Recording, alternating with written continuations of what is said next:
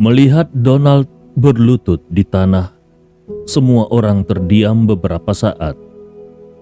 Baru saja Frederick memarahi Bram dan Wendell dengan keras. Semua orang berpikir bahwa keluarga Donald akan mengambil alih kekuasaan dan status mereka akan naik. Tetapi siapa yang mengira kalau sementara Bram masih berlutut di sana, Donald pun ikut berlutut. Dan semua ini hanya karena kata-kata Leon. Memikirkan hal ini, banyak orang diam-diam melirik Leon. Kata-kata ejekan mereka langsung menghilang. Selain rasa iri dan cemburu, mereka juga merasa ketakutan. Tidak peduli seberapa menjengkelkannya Leon di mata mereka, dia tetap cucu kakek yang paling disayangi. Selama orang tua itu masih hidup, status Leon dalam keluarga Wood tidak akan tergoyahkan. Paman merasa tidak adil karena difitnah? Paman, ketika tadi aku datang untuk mengobati kakek, apakah paman tidak menghentikanku? Leon bertanya sambil melirik Donald yang masih berlutut di tanah. Donald ingin membuka mulutnya, tetapi dia tidak bisa mengatakan apa-apa untuk membantah perkataan Leon itu. Tadi dia memang menghentikan Leon. Dan bukan hanya menghentikan, tetapi dia juga mengatakan beberapa kata yang sangat menghina. Dan sekarang, Leon memang telah berhasil menyelamatkan lelaki tua itu. Jadi apalagi yang bisa dia katakan? Dr. Zhang yang ada di samping ingin mengucapkan beberapa patah kata untuk membela Donald. Tetapi dia berpikir bahwa tadi dia juga bersumpah kalau Frederick tidak akan bisa lagi diselamatkan dan bahkan mungkin tidak akan bisa bertahan sampai malam ini. Namun Leon hanya menusukkan beberapa jarum ke kepala Frederick, dan setelah beberapa saat Frederick langsung bangun dalam keadaan sehat. Kalau dia ikut berbicara kali ini, bukankah itu sama saja dengan mencari masalah? Bahkan meskipun nanti Frederick tidak akan mempermasalahkan pengobatan yang dilakukannya, namun julukannya sebagai dokter jenius akan dihapuskan sepenuhnya. Jadi lebih baik dia diam saja. Kakek, bukan hanya paman yang menghentikanku tadi, tetapi Dr. Zhang yang dipanggil oleh paman juga mengatakan kalau kakek tidak bisa lagi diselamatkan, dan bahkan kakek tidak akan bisa bertahan sampai malam ini. Dia juga menolak untuk membiarkanku merawat kakek. Dan dia juga berkata kalau aku hanya akan membunuh kakek. Kalau bukan karena Gordon yang melindungiku, aku pasti tidak akan memiliki kesempatan untuk menyembuhkan kakek. Dr. Zhang yang baru saja berpikir kalau dia akan baik-baik saja jika dia tidak berbicara, langsung terkejut mendengar perkataan Leon. Pada saat ini, Dr. Zhang sangat ingin menangis. Dia memang mengatakan hal itu, tetapi itu didasarkan pada pengalaman medisnya selama bertahun-tahun, dan apa yang dia katakan adalah kebenaran. Tetapi pada akhirnya, Leon ternyata mampu menyembuhkan Frederick. Rasanya seperti dia dan Donald bekerja sama untuk membunuh orang tua itu. Tuan Wood, tadi kau telah dianiaya. Dr. Zhang hampir menangis. Dia juga tidak tahu bagaimana cara menjelaskannya. Jadi dia pun berlutut seperti Donald. Frederick merasakan dilema pada saat ini. Dia secara alami tahu seperti apa kebajikan putranya. Dan dia juga paham seperti apa temperamen Dr. Zhang yang telah merawatnya selama bertahun-tahun. Dia merasa tidak percaya kalau mereka berdua akan membunuhnya. Tapi masalahnya adalah Leon juga cucunya. Jika dia merasakan perkataan Leon dan meragukannya, maka itu akan merugikan Leon ke depannya. Jika dia tidak memberi Donald dan Dr. Zhang pelajaran hari ini, bukankah Leon yang akan menderita di masa depan? Apakah yang dikatakan Leon itu salah? Suara Frederick terdengar sangat dingin. Donald dan Dr. Zhang saling memandang. Apa yang dikatakan Leon memang benar, tetapi masalahnya itu terdengar sangat ambigu, dan saat ini mereka tidak berani menjelaskan kepada Frederick. Dr. Zhang, aku tidak akan menyalahkanmu karena kurangnya keterampilan medismu. Tetapi perkataanmu yang mengatakan kalau cucuku akan membunuhku, itu memalukan. Dr. Zhang hampir memuntahkan seteguk darah tua. Dia adalah seorang dokter kedokteran dengan 30 tahun pengalaman klinis dan telah menyelamatkan banyak nyawa. Tapi barusan Frederick baru saja mengatakan kalau keterampilan medisnya kurang dan tidak bagus. Dr. Zhang tentu tidak terima. Tetapi karena yang mengatakan itu adalah Frederick Wood, bahkan jika dia ingin menjelaskan, dia sama sekali tidak tahu harus menjelaskan apa. Jadi dia hanya berlutut di sana dalam diam. Lupakan saja. Ini adalah urusan keluarga Wood. Itu tidak ada hubungannya denganmu.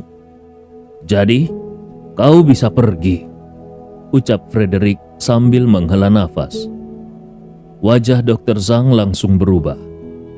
Dia tahu bahwa mulai sekarang, dia tidak akan pernah bisa datang ke keluarga Wood lagi. Tidak hanya itu, masa depannya juga akan sangat terpengaruh. Tapi pada saat ini, dia tidak berani membantah. Dia diam-diam membungkuk kepada Frederick dan pergi bersama asisten-asistennya. Setelah Dr. Zhang pergi, Frederick menatap Donald lagi dan bertanya, "Apakah kau tahu siapa yang salah?" "Ya ayah, ini adalah kesalahanku." Donald sama sekali tidak berani berdebat. Frederick mendengus dingin dan berkata, "Baguslah kalau kau tahu kesalahanmu. Kalau begitu, sama seperti Bram, kau juga harus tetap di vilamu selama 3 bulan. Dan jangan pergi kemanapun selama 3 bulan itu." Wajah Donald langsung berubah. Bram yang ada di samping justru sangat gembira. Kakaknya juga akan diisolasi selama 3 bulan seperti dirinya sendiri. Selama 3 bulan ini, kedudukan mereka akan sama. "Ayah, aku bersedia menerima hukuman. Tetapi mengenai perusahaan..." Donald mencoba bernegosiasi. "Diam. Apakah kau benar-benar berpikir bahwa perusahaan tidak bisa berjalan tanpamu?" Frederick merasakan ledakan kemarahan ketika dia mengatakannya. Keluarga Wood awalnya adalah keluarga besar di Eastcliff, dan asetnya selalu menjadi yang terbaik. Tetapi sejak perusahaan itu diserahkan kepada Donald, perusahaan itu bukan hanya tidak membuat kemajuan, tetapi bahkan memiliki sedikit tren penurunan. Keluarga Wood telah lama dikalahkan oleh keluarga lain.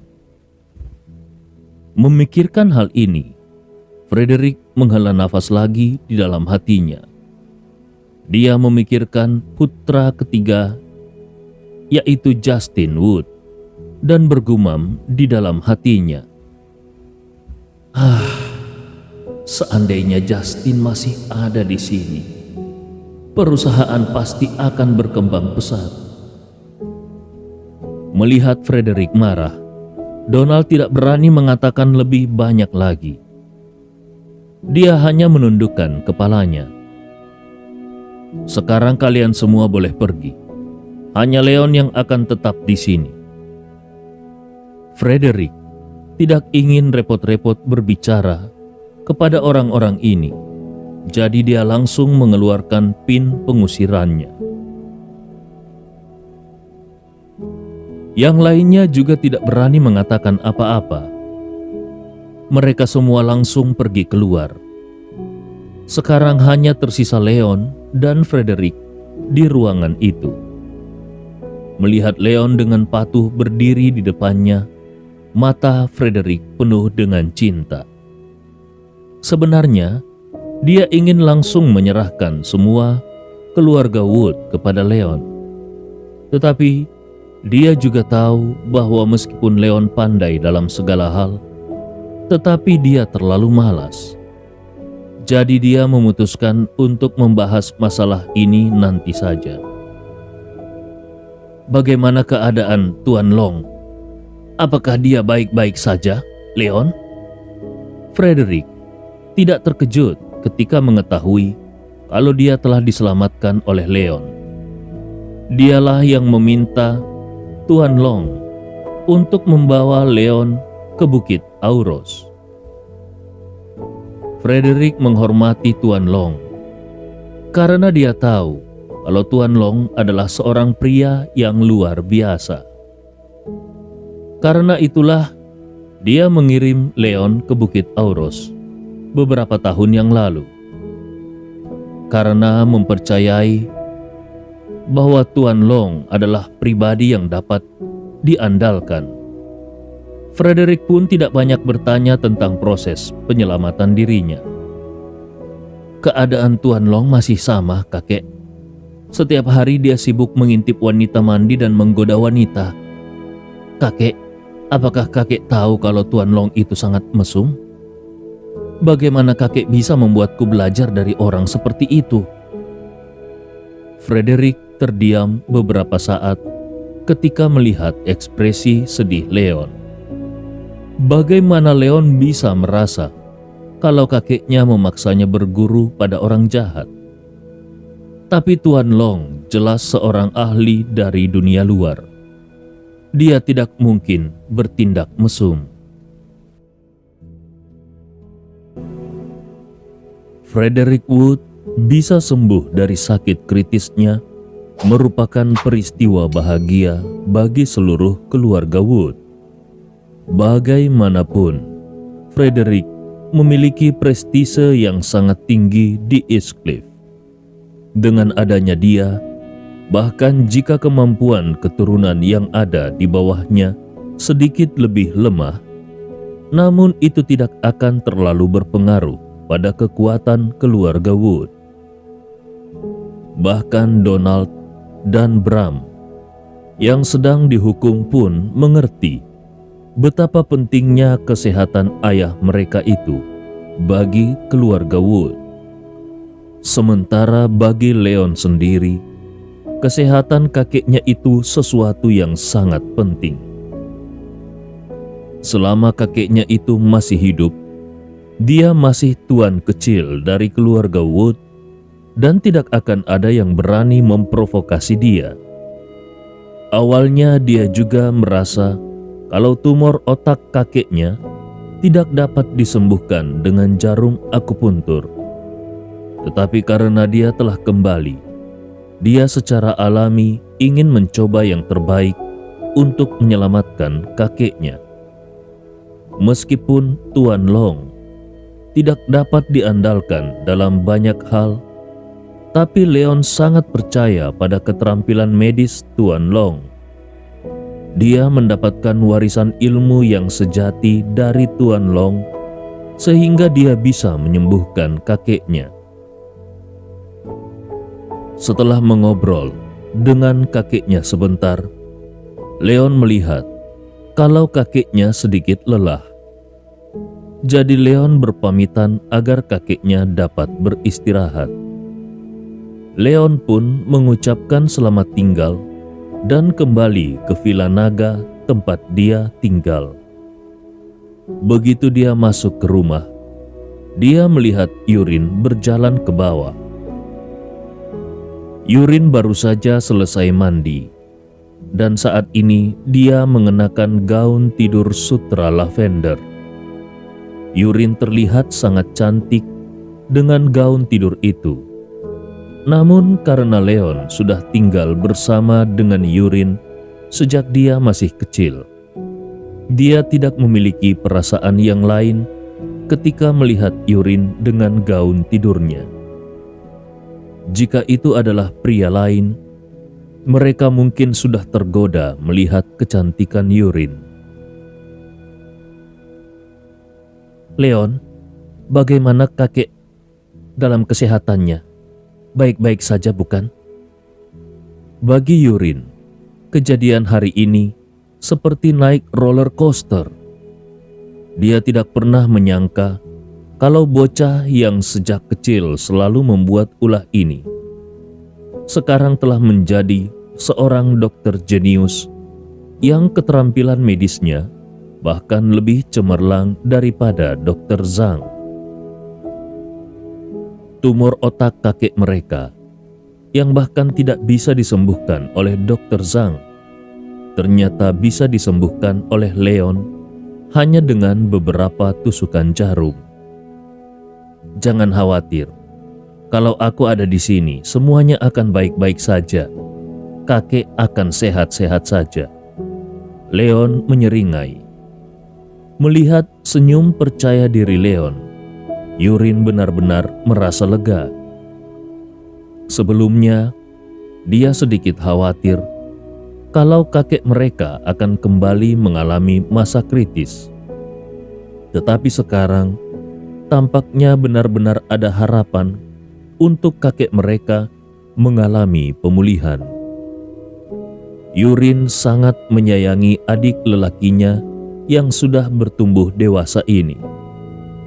Tetapi ketika dia berpikir kalau hanya dalam waktu 3 tahun, Leon telah berubah dari seorang remaja yang menyedihkan menjadi seorang dokter jenius yang keterampilan medisnya melampaui Dr. Zhang, dia merasa sedikit tertekan. Dia merasa kalau Leon pasti sangat menderita dalam 3 tahun terakhir ini. "Apakah kau lapar? Kakak akan membuatkan makanan untukmu." Aku ingin makan bubur 8 harta yang dibuat olehmu." Bubur 8 harta buatan Yurin adalah makanan favorit Leon. Setelah beberapa saat, semangkuk bubur yang mengepul diletakkan di depan Leon. Leon pun mulai memakannya. Dia belum pernah makan bubur 8 harta buatan Yurin selama 3 tahun ini. Yurin duduk di seberang meja. Dia memegang dagunya dengan satu tangan dan menatap Leon dengan penuh kasih. "Aku sudah memasukkan air panas. Pergilah mandi setelah ini ya."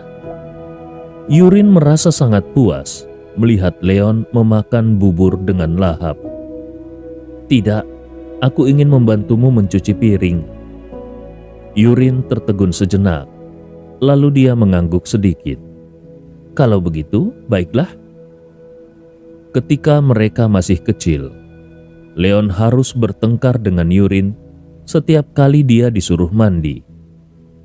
Yurin sudah terbiasa dengan situasi itu. Biasanya, ketika Leon menolak disuruh mandi ketika kecil dulu, Yurin akan membujuknya dan menciumnya agar dia mau mandi. Hanya saja kali ini Leon sudah dewasa. Jadi tentu saja Yurin tidak mungkin menciumnya atau membujuknya mandi.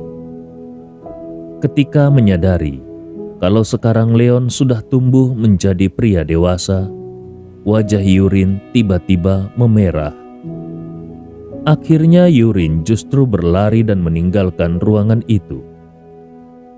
Pagi-pagi keesokan harinya, Setelah Leon selesai makan sarapan yang disiapkan oleh Yurin, dia pun meninggalkan mansion keluarga Wood bersama Gordon. Mereka pergi menuju kampus Eastcliff International. Eastcliff International bukanlah perguruan tinggi dengan tingkat pendaftaran tertinggi di Eastcliff, tetapi tetap merupakan salah satu perguruan tinggi paling disegani di Eastcliff. Itu dikarenakan mereka yang bisa datang untuk belajar di sini adalah orang kaya atau bangsawan. Hampir semua anak-anak bangsawan terdaftar di perguruan tinggi ini. Leon, sebagai keturunan langsung dari keluarga Wood, tentu saja harus mengikuti kelas di kampus ini. Namun tentu saja alasan terpenting mengapa Leon terlihat sangat tidak sabar untuk kembali ke kampus adalah karena dia ingin bertemu dengan teman-teman yang dapat diganggu olehnya. Leon merasa sedikit tidak enak karena tidak mengganggu siapa-siapa selama 3 tahun. Gordon mengendarai mobil langsung menuju ke kampus. Setelah tiba di kampus, Leon turun dari mobil dan meminta Gordon untuk tidak perlu menjemputnya di sore hari nanti.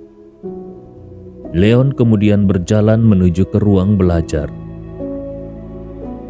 Leon? Leon belum pergi jauh ketika dia mendengar seseorang memanggilnya. Ketika dia melihat ke belakang, dia melihat seorang gadis muda berlari. Gadis itu mengenakan rok olahraga putih pendek dengan kaos berwarna biru langit di atasnya. Sepasang kaki rampingnya terlihat dengan jelas dan topi matahari berwarna putih di kepalanya menutupi wajah cantiknya. Gadis itu siapa lagi kalau bukan Ariana Chen.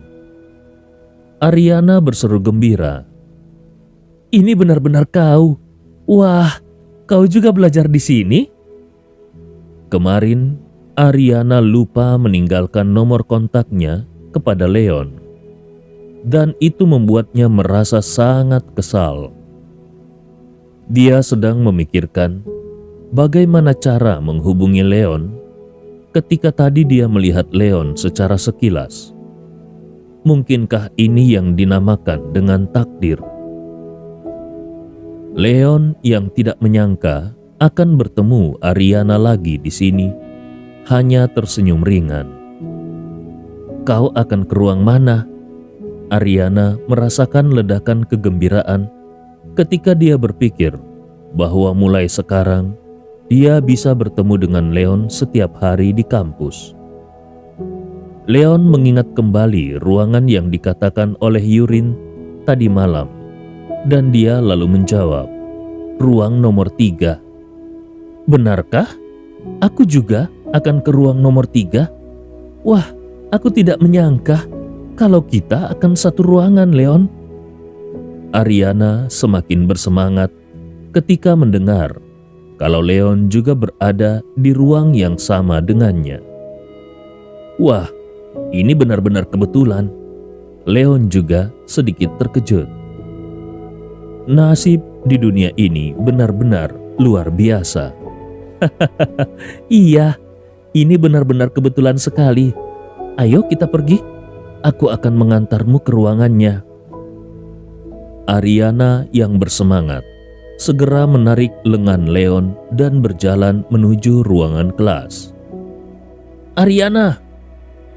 Begitu Ariana berjalan ke pintu kelas bersama Leon, Ariana melihat seorang pemuda pria berlari keluar dengan kotak hadiah di tangannya. Namun ketika pemuda itu melihat Ariana sedang menggandeng lengan seorang laki-laki, kegembiraan di wajah pemuda itu menghilang. Sepasang mata dinginnya menatap Leon dengan tajam. Ariana, siapa dia? Pemuda yang bernama Yotam Zhao itu sangat marah. Dia dan Ariana sudah menjadi teman sekelas selama 3 tahun. Sejak saat dia pertama kali melihat Ariana 3 tahun lalu, dia langsung jatuh cinta pada Ariana. Tetapi pada saat itu mereka masih sangat muda. Jadi dia merasa kalau itu hanya sekedar cinta monyet.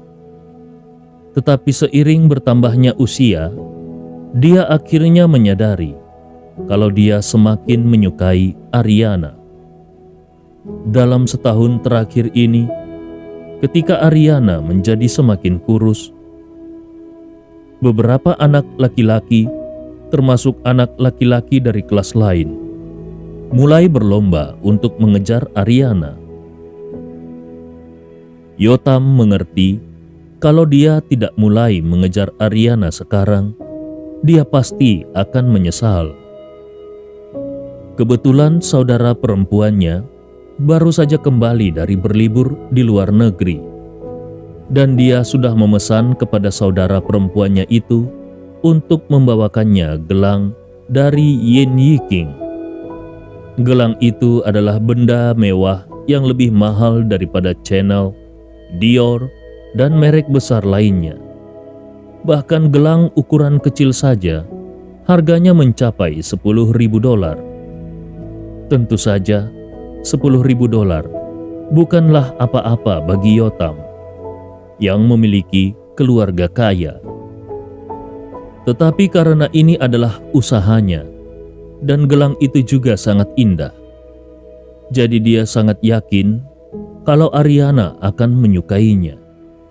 Tetapi ketika dia bergegas menghampiri Ariana dengan gelang itu, dia melihat Ariana memegang tangan seorang pria. Hati Yotam sangat hancur. Jadi dia langsung bertanya kepada Ariana sambil menunjuk Leon begitu saja.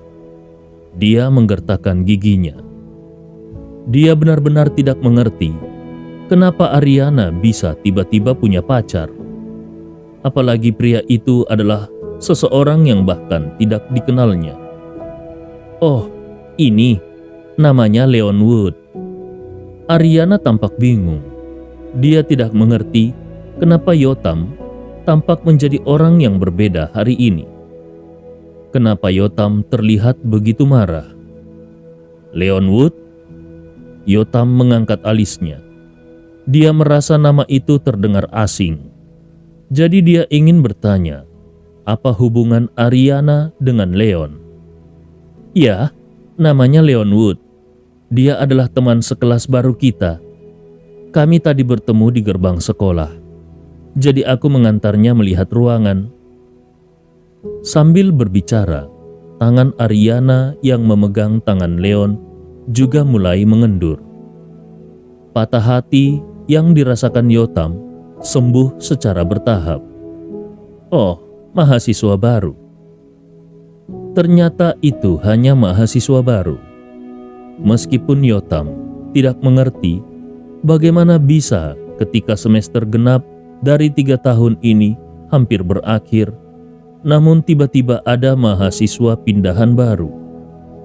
Tetapi selama itu bukan pacar Ariana, baginya itu akan baik-baik saja. Untuk menunjukkan kemurahan hatinya di depan Ariana, Yotam dengan antusias mengelurkan tangan kanannya ke arah Leon.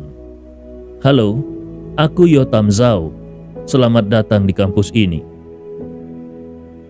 Aku tidak berjabat tangan dengan laki-laki, jawab Leon ringan, dan dia berjalan melewati Yotam begitu saja. Yotam tercengang. Sebagai putra ketua grup media Zhu Liutian, dia akan mewarisi grup media Jiutian di masa depan. Grup media Jiutian adalah salah satu grup media paling terkenal di Eastcliff, dengan aset melebihi 100 juta yuan. Di dalam kelas mereka di kampus ini, Yotam adalah orang dengan latar belakang keluarga terkaya dan status tertinggi. Tidak ada seorang pun di kelas yang tidak menghormatinya, dan tidak ada yang pernah mengacuhkannya seperti ini. Tidak berjabat tangan dengan pria. Bukankah bocah ini terlalu sombong? Yotam, aku minta maaf, tapi jangan terlalu diambil hati. Leon memang seperti itu. Ariana melirik Yotam untuk meminta maaf sambil tersenyum dan kemudian mengikuti Leon masuk. Ariana masih berpikir untuk memperkenalkan Leon kepada teman-teman sekelasnya. Permintaan maaf Ariana ini membuat Yotam semakin tidak nyaman. Leon jelas bersikap sombong, tapi kenapa Ariana yang meminta maaf untuknya? Ariana juga memberitahukannya kalau Leon adalah orang yang seperti itu. Bukankah ini seolah-olah Ariana ingin memberitahu Yotam kalau dia dan Leon memiliki hubungan yang baik dan sangat saling mengenal satu sama lain? Tapi bukankah tadi Ariana mengatakan kalau Leon adalah mahasiswa baru? Kenapa mahasiswa baru itu terlihat seperti kenalan lama Ariana? Hati Yotam yang baru saja sembuh kembali patah. Melihat punggung Leon yang arogan, mata Yotam menjadi dingin. Dia bergumam di dalam hatinya, "Ini adalah tempatku, dan kau hanya mahasiswa baru. Apa yang mau kau sombongkan? Kalau aku tidak memberimu pelajaran hari ini, kau pasti tidak akan tahu seberapa sebenarnya kuat aku ini." Leon memang benar-benar mengacuhkan Yotam. Dari 7 keluarga besar di East Cliff, anak klan mana yang tidak dihajar oleh Leon? Kalau saja tadi Yotam menyapanya dengan sopan, dia mungkin akan bersikap sopan juga. Tetapi ketika Yotam datang tadi, dia terlihat seperti kanibal, seolah-olah Leon begitu bersalah karena telah tidur dengan ibunya. Lalu ketika Yotam tahu kalau Leon bukan pacar Ariana, Yotam tentu saja dan mau berjabat ulang. Yotam tenang saja dan mau berjabat tangan dengannya. Tangannya sangat berharga. Bagaimana mungkin Yotam bisa memegang tangannya kapanpun Yotam mau? Leon bisa tahu kalau Yotam pasti menyukai Ariana. Sehingga Yotam merasa tidak senang ketika melihat Ariana memegang lengannya. Leon tidak menghiraukan Yotam sama sekali. Dia masuk ke kelas bersama Ariana. Karena kelas belum dimulai, teman sekelas Ariana belum semuanya ada di dalam kelas. Namun Ariana tetap sangat antusias memperkenalkan Leon kepada yang lainnya. Kecuali beberapa teman perempuannya yang merespon dengan ramah, banyak teman laki-lakinya yang bersikap sangat acuh tak acuh kepada Leon. Entah apakah itu karena mereka cemburu, karena Leon dekat dengan Ariana, atau mereka tidak berani berbicara dengan Leon karena takut menyinggung Yotam. Tentu saja Leon tidak peduli sama sekali. Dengan seorang gadis cantik seperti Ariana di sisinya, dia sudah sangat puas. Setelah beberapa saat, para siswa pun datang ke kelas satu demi satu. Ketika mereka melihat ada siswa baru di kelas, semua orang sangat penasaran. Dan ketika guru memperkenalkan Leon kepada semua orang, gurunya bertepuk tangan dengan sangat bersemangat. Situasi itu tampak aneh, tapi Leon tampak acuh tak acuh. Awalnya Leon berpikir bahwa karena dia tidak datang ke sekolah selama 3 tahun, dia pasti akan mengalami banyak ketertinggalan. Tetapi setelah mengikuti beberapa kelas, Leon pun menyadari kalau Tuan Long di kota Bukit Auros telah mengajarinya pengetahuan yang baru saja diajarkan oleh gurunya di kelas itu. Hal ini tentu saja membuat Leon merasa bosan. Tetapi untungnya ada wanita cantik seperti Ariana yang duduk di sebelahnya. Apalagi Ariana mengenakan rok olahraga yang pendek. Leon pun meletakkan kepalanya di atas meja untuk mengamati wajah Ariana dengan cermat. Tak butuh waktu lama, Leon pun akhirnya tertidur. "Hei kau!" Suara renyah membangunkan Leon dari tidurnya. Ketika Leon mendongak, dia melihat dosen di podium menatapnya dengan marah. Murid lain di kelas itu juga menatapnya satu demi satu. Ruangan kelas yang besar itu seketika menjadi sunyi. Ariana yang duduk di sebelah Leon menatap Leon dengan cemas. "Oh, apakah kelas sudah selesai?" tanya Leon dengan sedikit bingung. Dia merasa baru memejamkan mata beberapa detik. Mungkinkah kelas benar-benar sudah selesai? Ariana menutupi dahinya dengan satu tangan. Dia tidak tahu bagaimana caranya memberitahu Leon. Teman sekelas lainnya, terutama Yotam, tertawa terbahak-bahak. Yotam bergumam sinis. "Orang ini mengira dia sangat luar biasa, tapi ternyata dia hanya seorang idiot. Kelas sudah selesai katamu? Hah? Kau berani tidur di kelas ketika guru Chen sedang menerangkan? Benar-benar cari mati."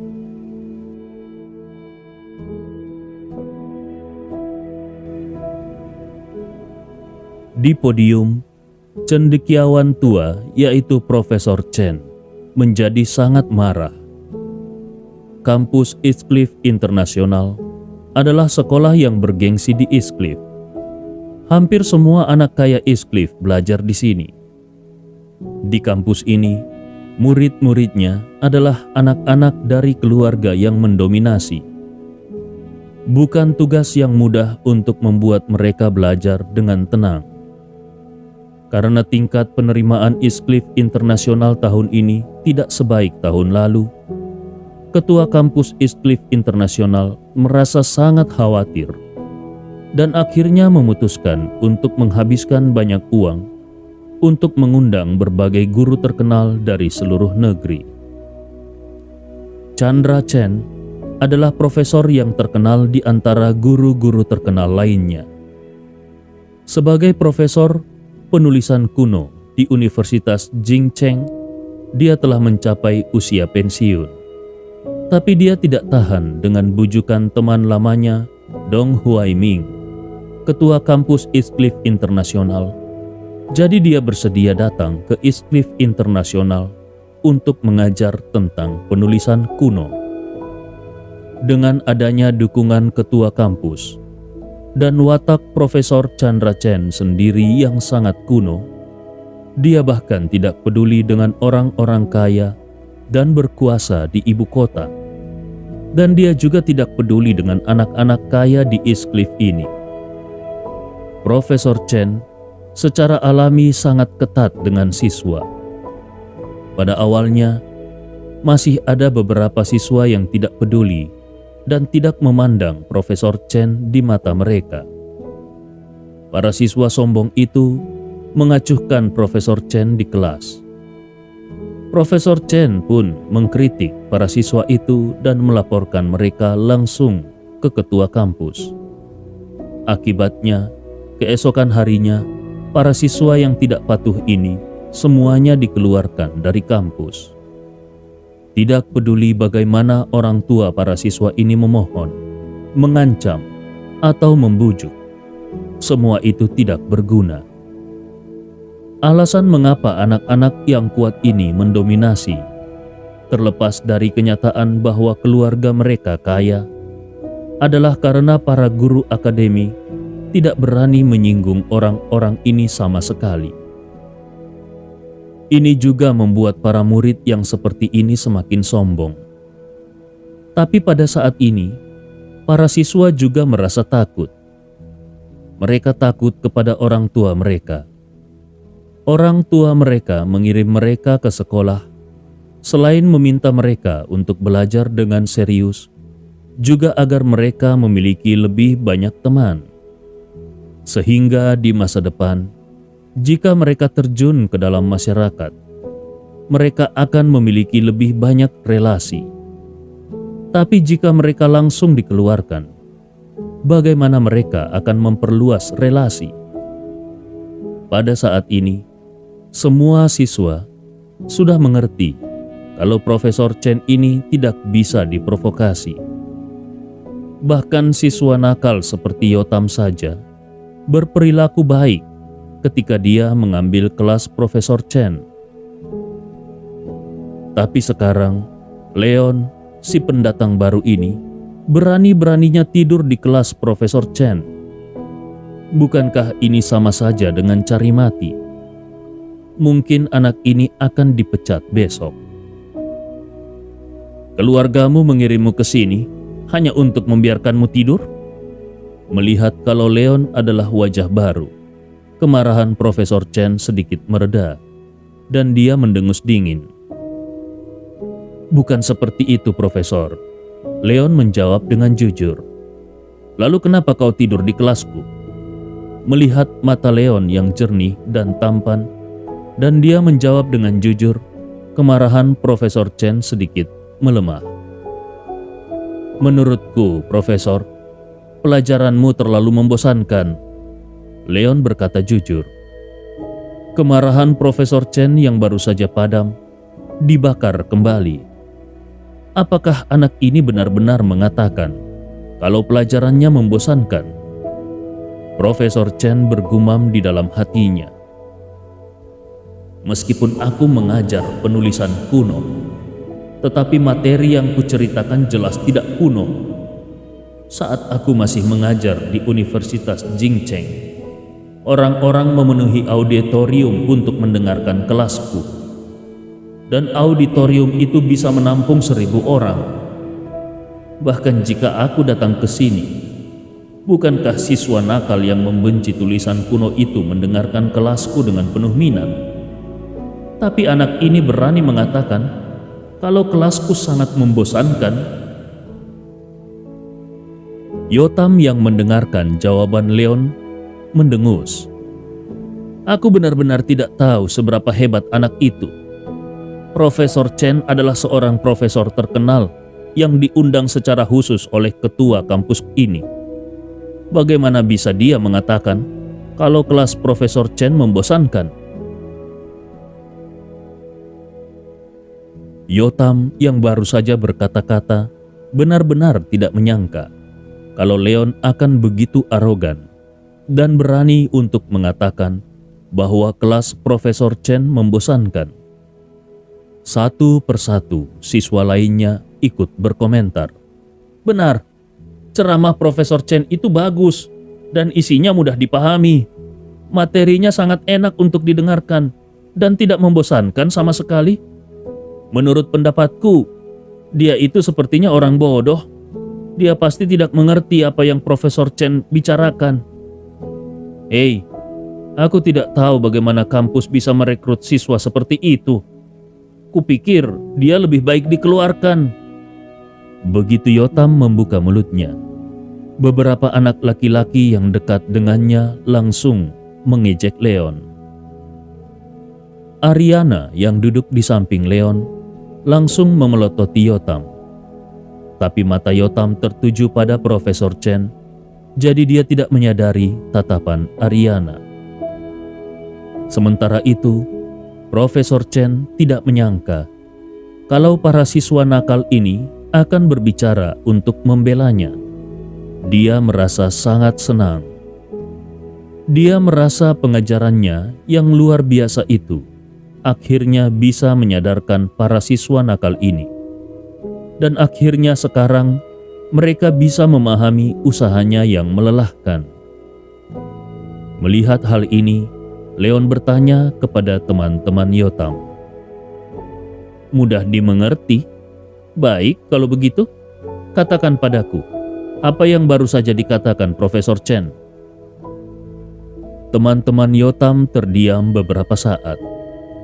Meskipun mereka tidak tidur, tapi sedari tadi pikiran mereka sudah mengembara entah kemana. Jadi bagaimana mereka bisa tahu apa yang Profesor Chen bicarakan? Mereka hanya tidak suka melihat Leon dan ingin mengambil keuntungan dengan kecepatan lidah mereka.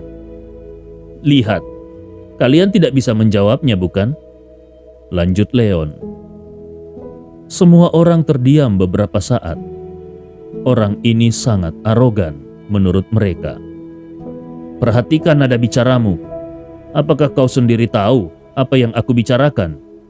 Profesor Chen menatap tajam ke arah Leon. Dia merasa bahwa sekarang anak ini akan menjadi duri terbesar dalam kelasnya. Leon menjawab pertanyaan Profesor Chen dengan malas. Tadi aku kan tidur. Bagaimana aku bisa tahu apa yang kau bicarakan? Profesor Chen telah melihat semua jenis siswa nakal dalam hidupnya. Namun dia tetap tersentak mendengar kata-kata Leon barusan. Anak ini memang jujur, tetapi kejujurannya terlalu sombong. Bagaimana dia bisa tidur begitu saja? Yang lain juga menatap Leon dengan ekspresi takjub. Mereka telah melihat orang yang begitu sombong sebelumnya, tapi mereka belum pernah melihat orang sesombong dan sejujur Leon. Suara malas Leon terdengar kembali. Tapi, bukankah itu hanya artikel Wu Song? Untuk artikel yang begitu sederhana seperti itu, apa yang harus dibicarakan? Siapapun dengan IQ kecil dapat memahaminya. Profesor Chen tercengang mendengar kata-kata Leon. Artikel yang begitu sederhana katanya. Itu adalah Ode kuno yang tersisa lebih dari 3000 tahun yang lalu. Bahkan dia saja tidak berani mengatakan kalau dia sudah sepenuhnya memahaminya. Bagaimana anak ini bisa mengatakan itu adalah artikel yang sangat sederhana? Yang lain juga saling memandang dengan cemas. Siapapun dengan IQ kecil bisa memahaminya, kata Leon. Ini benar-benar keterlaluan. Cerita ini fakta atau fiksi? Silakan putuskan sendiri.